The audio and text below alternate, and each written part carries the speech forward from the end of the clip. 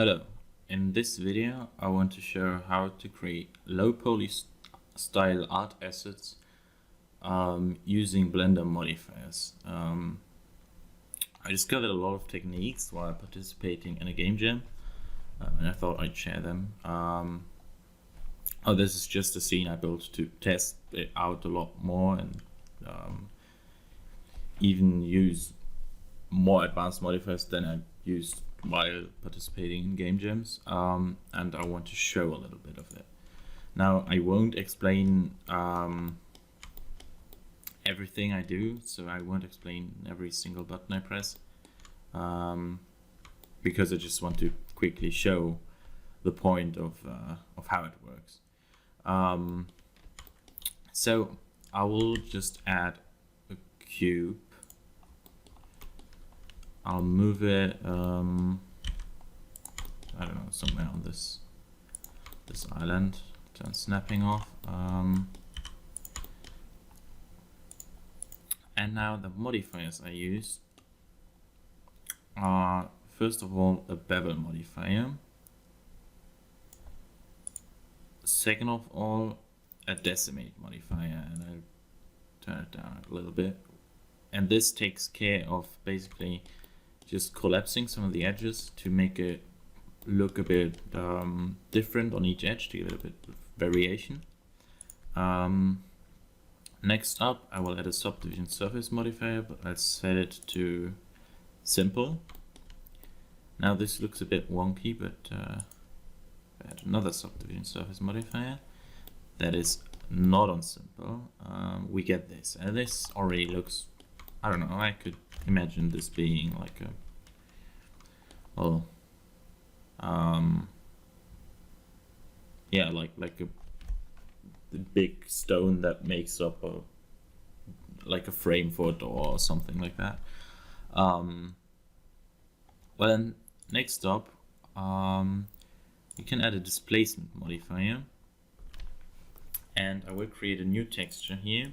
I call it displacement 2 because I already have a displacement 1 and I just want to show it quickly, and I'll change it to clouds over here in the textures tab.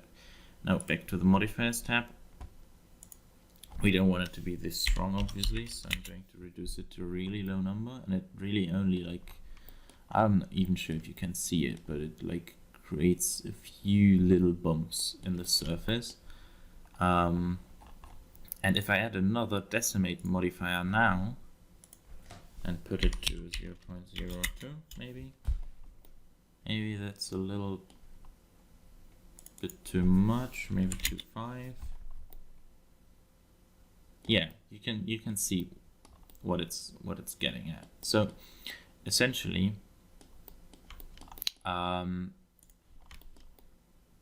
this is yeah, now a rock or something, or stone piece that looks like it's in the low poly art style, but the mesh is still a simple cube. And what's really cool about it, and I think what's really the core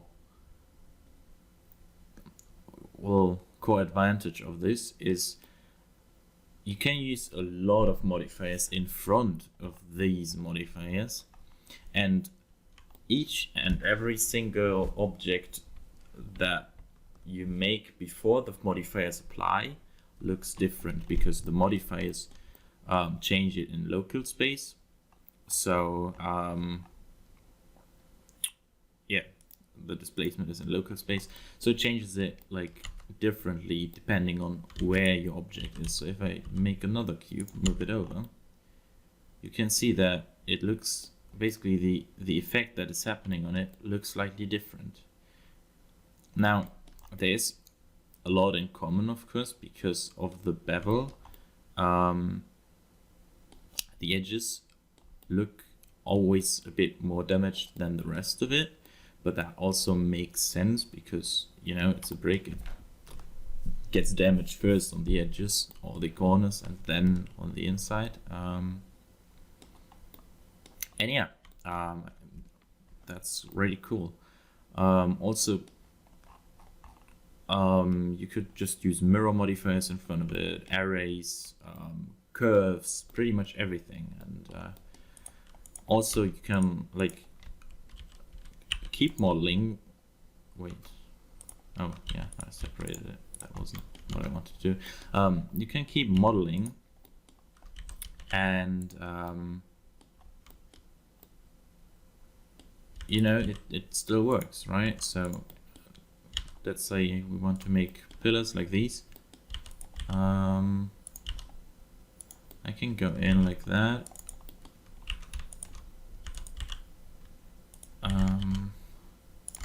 And here we go. Now you can play with the bevel value. That changes a lot. You can also even go without a bevel at all, like that, but then you also need to put this to the highest level, but I prefer it with the bevel.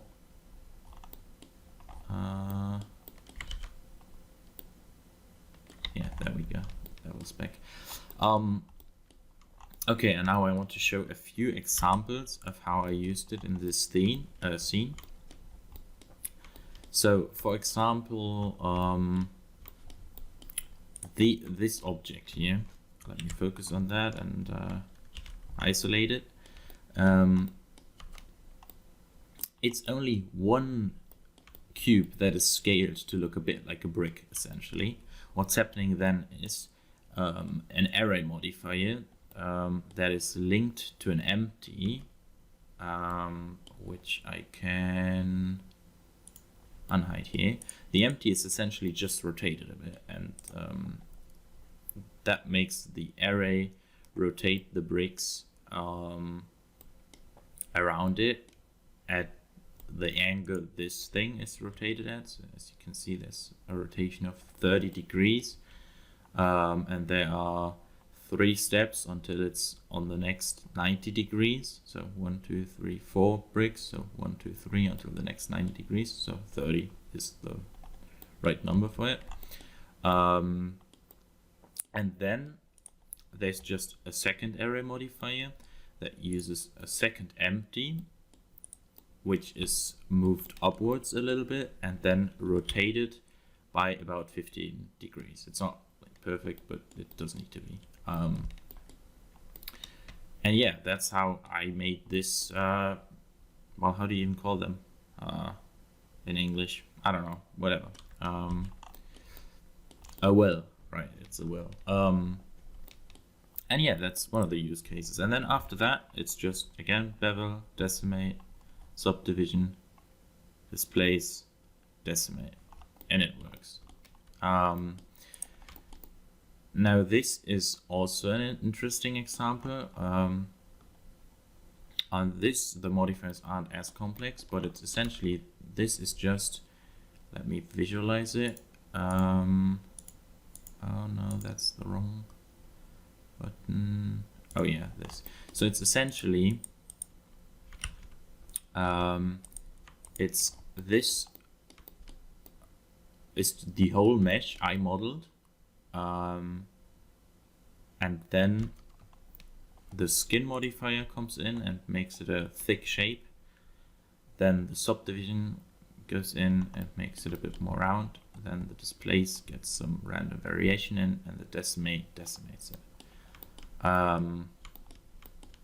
Same thing goes for the island, except for that it's not with a skin modifier. It's just like pretty simple mesh. I just took a cube, I edited the topology a bit to make it round, and then extruded downwards, scaled down, extruded, scaled down, extruded, and so on.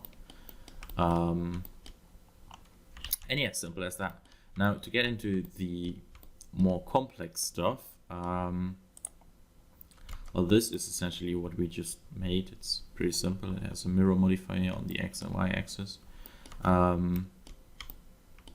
And this is pretty cool.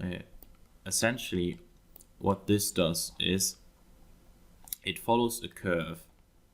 The curve is it that one? No, it's this one.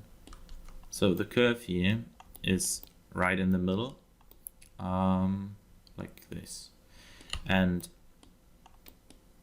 you know, this object has an arrow modifier, and with this curve as an input on fit curve.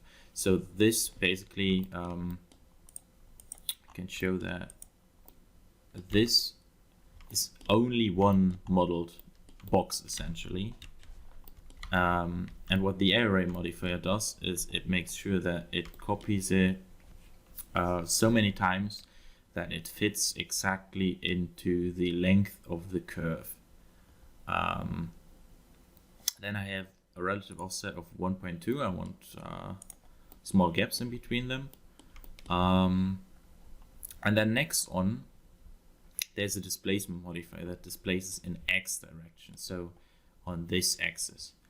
And what this basically takes care of, because at this point it's still simple boxes, it just moves individual vertices in this direction or in that direction.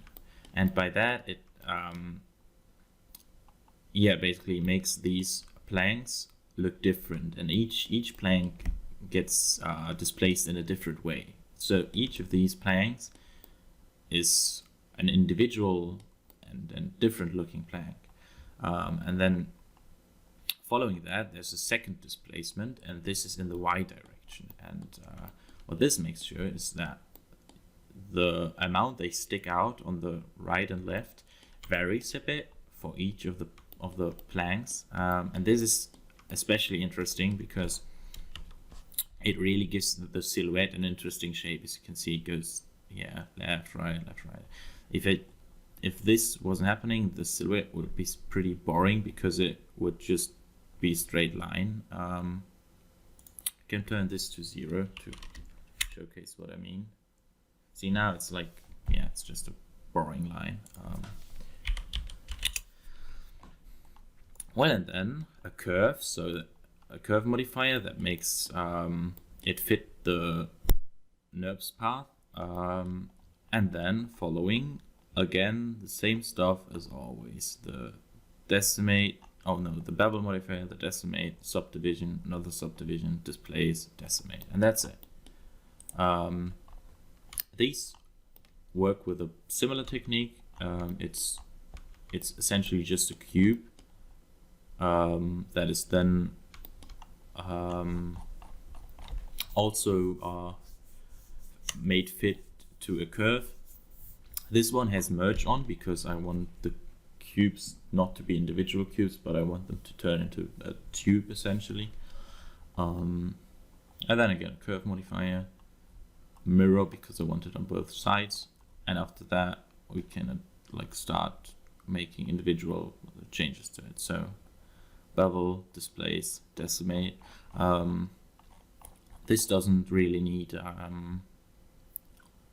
a subdivision surface because each of these cubes have another